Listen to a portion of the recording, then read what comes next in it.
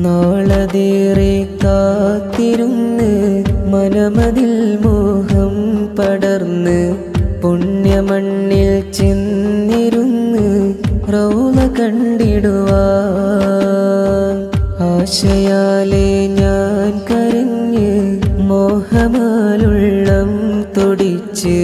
മുത്തനൂറിനെ കണ്ടിരുന്ന് ആശ തീർത്തിടുവാൻ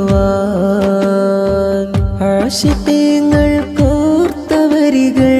കാലമേറെ കേട്ടിരുന്ന് പുണ്യനബിയെ പുൽകുവാനായി ഏറെ കൊതിച്ച് ആശിപ്പേങ്ങൾ